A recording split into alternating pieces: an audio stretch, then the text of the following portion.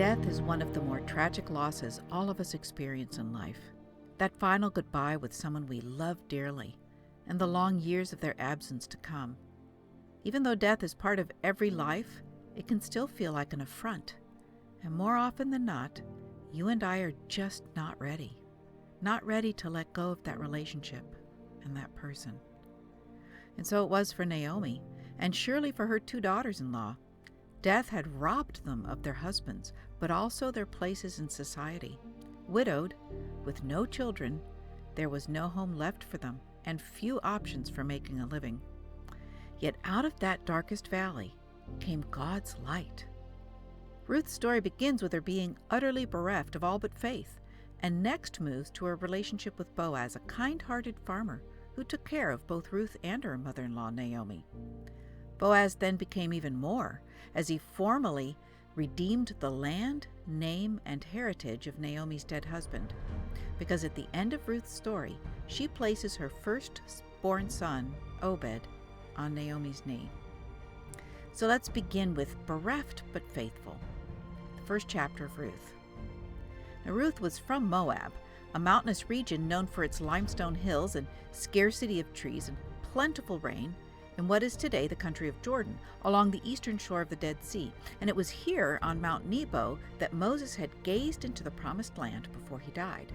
Now, shortly before then, Moses had marched the people through the land of the Amorites, conquering them and claiming much of their territory. It was land the Amorites had already first taken from the Moabites, as recorded in the book of Numbers, but also the Meshe stele, which you can see here, or the Moabite stone. So in Numbers it says, "For Heshbon was the city of King Sihon of the Amorites, who had fought against the former king of Moab and captured all his land as far as the Arnon." And so it was here that the tribes of Reuben and Gad decided to settle. Now Balak, king of Moab, became terrified that he was going to lose the rest of his territory, so he hired a seer named Balaam to curse the Hebrew tribes. But instead, God spoke powerfully through Balaam and blessed the Israelites instead. So in a last desperate attempt to outmaneuver the Israelites, Balak sent women from Moab to seduce the Hebrew men and entice them into worshiping Chemosh, Moab's god. And that whole story, their story, is found in Numbers 25. The results of Balaam's and King Balak's devious device proved disastrous for both nations. Ammon, the nation to the north, and Moab shared the same origin history. So according to the Bible, when Sodom, Gomorrah, and the cities of the plain were destroyed, the only inhabitants who escaped that cataclysm were Lot and his two daughters. Fearing they would never marry or have families of their own, both of these daughters seduced their father Lot and conceived sons. One was Ammon, and the other was Moab, half-brothers. And eventually, they established their namesake nations. Sadly, even though these three people groups, the Israelites, the Moabites, and the Ammonites, all shared similar ancestry, there was no love lost between them, and usually their borders were closed to each other. So Ruth's story takes place probably very early in Israel's history, during the Middle Bronze Age, when the 12 tribes were still trying to coalesce into a nation, and there was a rare peace existing just for that time period between Moab and Israel. Over the span of those first 300 years, God raised up 12 leaders to rescue the Israelites. These were men and women who championed the deliverance of God's people from war and slavery. And it was a rough and tumble era in Israel's history, when God's covenant faithfulness to the people was marked by grace, rescue, long-suffering love, and faithfulness as the people struggled to gain a foothold in the land God had promised to them. Reading through the stories of these judges, a pattern emerges, a cycle that began with such phrases as, "The people did evil in the sight of the Lord," or "Everyone did as they saw fit." This would result in God handing them over to the consequences of their straying, which is something that God had warned them God would do, sovereignly allowing the oppression of foreign enemies to chasten God's own people. The Israelites would finally cry out to the Lord in pain and remorse, and that always prompted the Lord's compassion in raising up a champion, a judge, who would rescue and restore God's people. The end of the cycle would always be the land had peace for so many years. So Ruth grew up during a particularly relentless drought, possibly somewhere between 1191 and 1144 BC. Just a few years ago, 2013, scientists established a link between ancient pollen samples and a major lengthy famine in that region during exactly this time. And added to the severe and prolonged drought was a desperate competition for scarce resources. Whenever the Israelites put in seed, the Midianites and the Amalekites and the people of the east would come up against them, and they would encamp against them and destroy the produce of the land as far as the neighborhood of Gaza, and leave no sustenance in Israel, and no sheep or ox or donkey. For they and their livestock would come up, and they would even bring their tents as thick as locusts. Neither they nor their camels could be counted. So they wasted the land as they came in. Thus Israel was greatly impoverished because of Midian, and the Israelites cried out to the Lord for help. And Gideon, who was a man something like Moses, was raised up by God to rescue the Hebrew tribes from the threat of the Ammonites.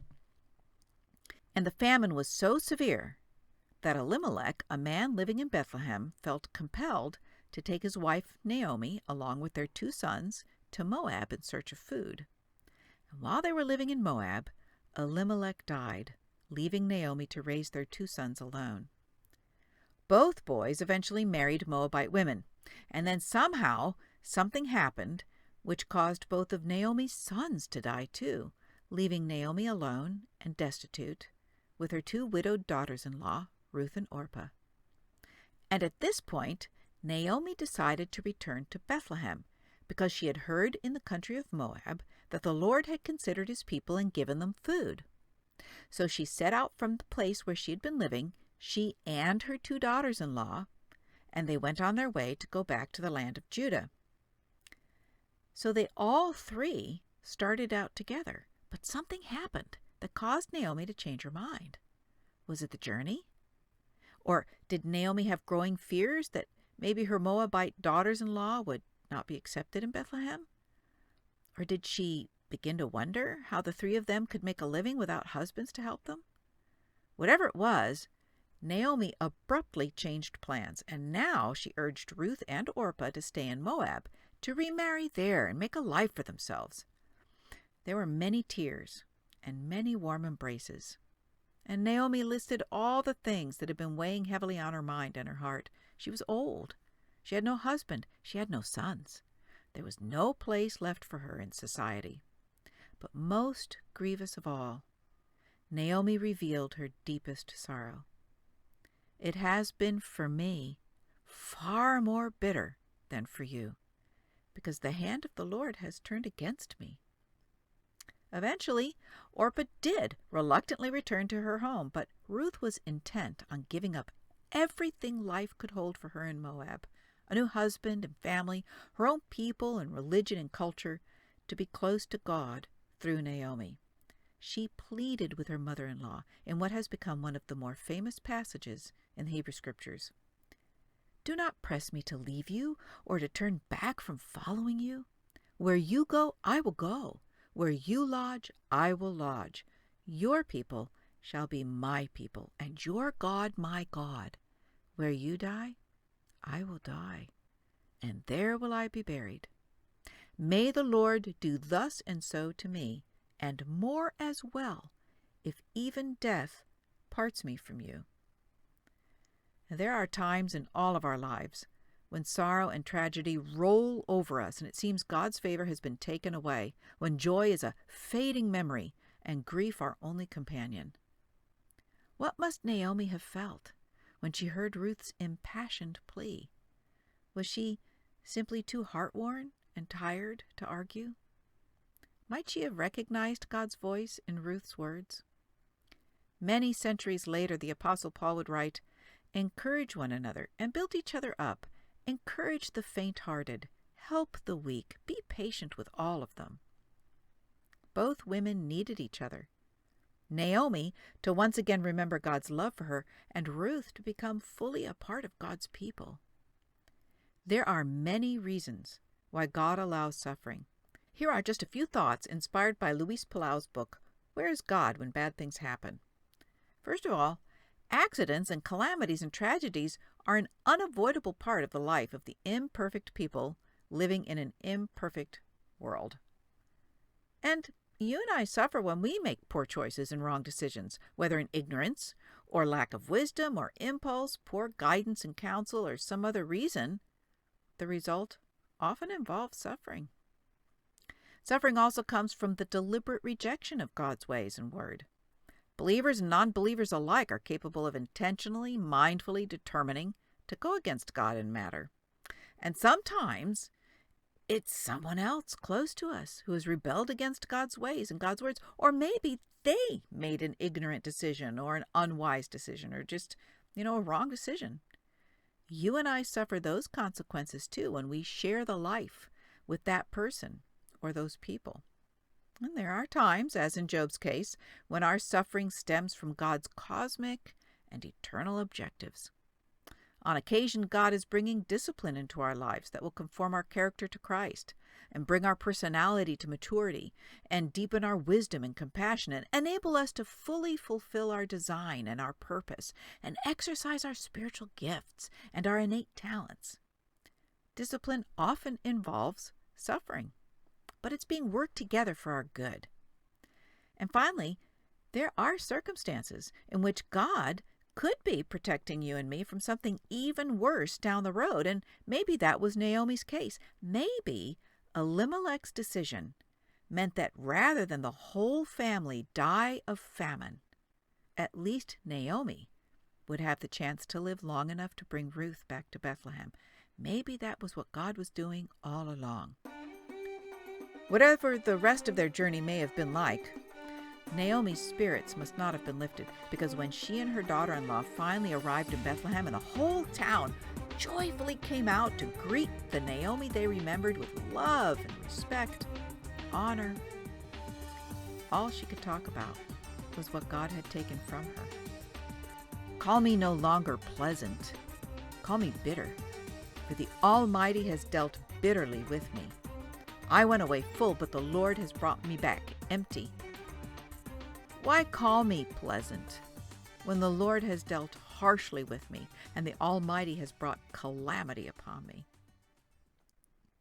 Well, that brings us to Ruth chapter 2, where we meet Boaz the farmer. Ruth was devoted to her mother-in-law in every way, giving her companionship and care, gleaning in the fields every day to feed them, and being humbly obedient to Naomi's wishes. But God was also at work on their behalf, because what only seemed to be chance was truly the Lord's gentle guidance. As it happened, she came to the part of the field belonging to Boaz, who was of the family of Elimelech. And just then Boaz came from Bethlehem, and he said to the reapers, "The Lord be with you." And they answered, "The Lord bless you."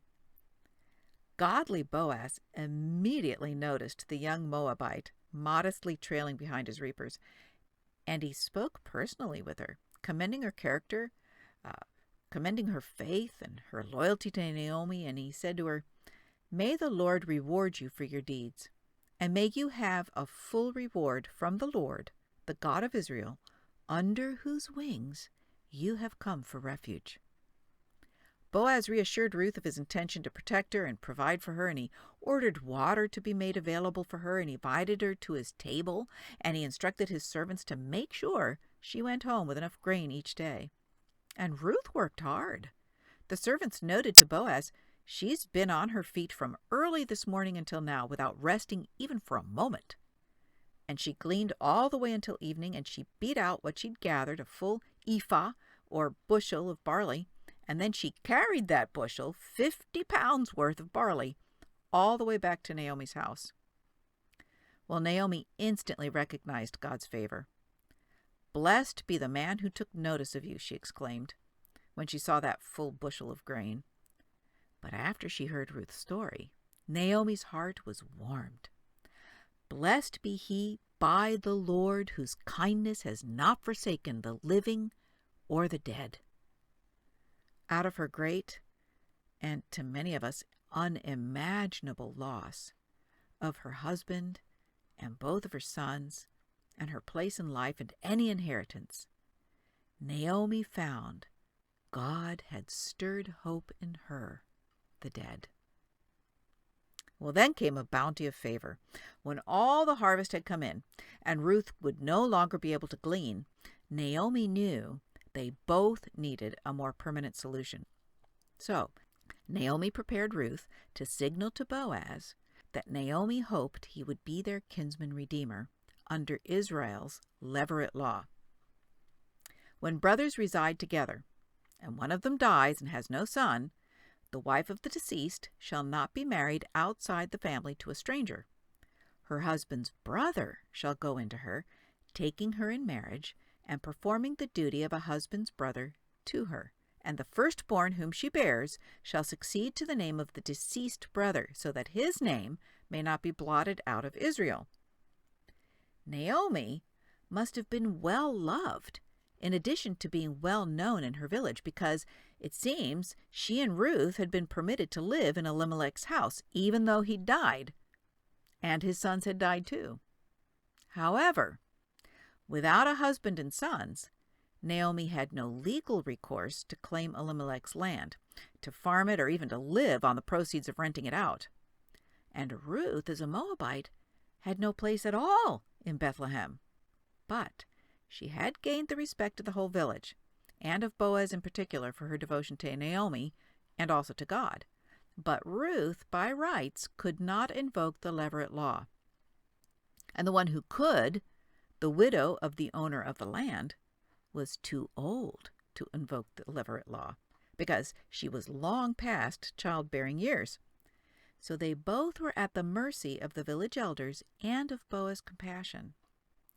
Naomi now had consistently referred to Ruth as her daughter, so she was acknowledging Ruth's family tie by covenant of marriage, but also by faith in God and faithfulness to Naomi. So Naomi sent Ruth as Naomi's proxy to Boaz with a particular request: to spread the cloak of his protection over Ruth and by proxy Naomi. The greater meaning was going to be clear to him. As next of kin, he was being asked to redeem Elimelech's land as well as Elimelech's name. Understanding the legalities of this request, though, Boaz reminded Ruth, and through Ruth, Naomi, there was a closer next of kin. Either way, however, Boaz would pursue the matter and make sure that a levirate marriage was negotiated on their behalf. So there's kind of a counterplay going on here in this text between Boaz as himself, Boaz as next of kin, and Boaz as a man. First, Naomi instructed Ruth to wash and anoint herself, to put on her best clothes, to go down to the threshing floor, where evidently women were forbidden, and approach Boaz once he'd eaten and drunk and laid himself down for the night. She was to uncover his feet, and she was to wait for Boaz's directions.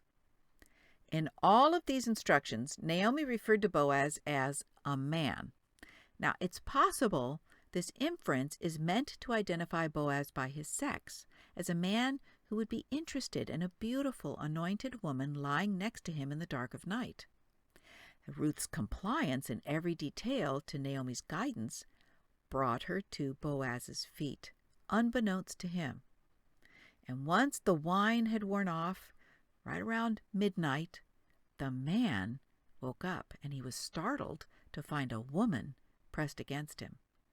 And in their whispered exchange, in the velvety night hours, it was revealed that Ruth was willing to forego young romance because of her great love for Naomi, to restore Naomi's dead husband's name and lands.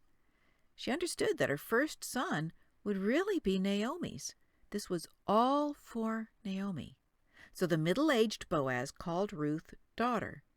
He was also acknowledging her covenantal relationship to Naomi and to the village, and he praised her loyalty to the point of sacrificing her own future. He said, "I will do for you all that you ask, for all the assembly of my people know that you are a worthy woman." And then Boaz promised to mediate a levirate marriage for Naomi with Ruth as proxy, either with the legally closest next of kin or with himself. In the meantime, his instruction to have her remain the night may have been for her protection. Now, some have argued the possibility that Ruth lying by Boaz's feet was a euphemism for a sexual encounter. However, by spreading his cloak over Ruth and calling her daughter, Boaz was acting as a protector, in more of a fatherly way, really, than as a lover, in anticipation of a marriage that might not be secure due to the legal right of the first refusal of that closer kinsman. Furthermore, if Boaz had sex with Ruth, this would have rendered her unacceptable to the closer next of kin, because she would no longer be the widow of her deceased husband, but would now be either a prostitute or a concubine to Boaz. And finally, as a next of kin, Boaz was responsible to protect Ruth. So there is real merit in reading Boaz as a good and honorable man who loved and lived by God's word. And that brings us to the birth of Obed in Ruth 4. The next of kin was happy to provide the fee to redeem Elimelech's land when it involved only Naomi, because she could bear no heirs. That meant Elimelech's name would fade away, and the land would revert to the next of kin's own sons. But when he learned that Ruth would be Naomi's proxy, he quickly recanted. "I cannot redeem it for myself without damaging my own inheritance." Because why? Not only would that money go out to redeem the land, but the land would go to an offspring that was really supposed to replace Elimelech. So he said, "Take my right of redemption yourself, because I cannot redeem it." Again, God was at work, gently guiding. The marriage between Boaz and Ruth received the entire village's blessing, the approbation of the elders, and even the willing assent of the next of kin. Ruth could have had no idea how she would fit into God's majestic plan of salvation for all people, even for her people, the Gentile Moabites, all Gentiles. But she did know that God was good, that the Lord was like no other God, and that God was worth giving everything else up for. The story of Ruth is one of redemption. In fact, that word redemption shows up 23 times in this little book of only 4 chapters. Because Ruth wanted so much to belong to God and to God's people, the Lord redeemed her from the very edges of society, from widowhood and childlessness, and placed her in the lineage of God's own Son. Boaz is called the kinsman redeemer. In a type of Christ, he did offer redemption to a woman who otherwise would have had no hope of marriage and family, really 2 women. Yet the middle-aged man Boaz also experienced redemption in marrying a young woman of such depth of character and love.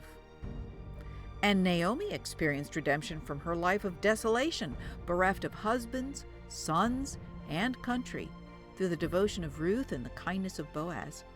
Her status was redeemed in society by the marriage of her daughter-in-law to a kinsman, by the birth of her grandson, and by the increase even in her standard of living, no longer gleaning and begging, but living well. Even Elimelech was redeemed, because even though he had died in a foreign land, God redeemed his name and his inheritance through his kinsman Boaz, and for all eternity through Christ. For the very end of this story points to the lineage of Israel's most beloved king, David. His inheritance or his lineage went from Boaz to Obed, from Obed to Jesse, and from Jesse to David. When you and I are in that deep valley of the shadow of death, it is hard to even imagine light could penetrate there, to even imagine there's anything left to hope for. Yet Ruth's story tells us there is, in a paraphrase of the Apostle John's testimony, in Jesus is life, and the life is the light of all people. The light shines in the darkness, and the darkness cannot, will not overcome it.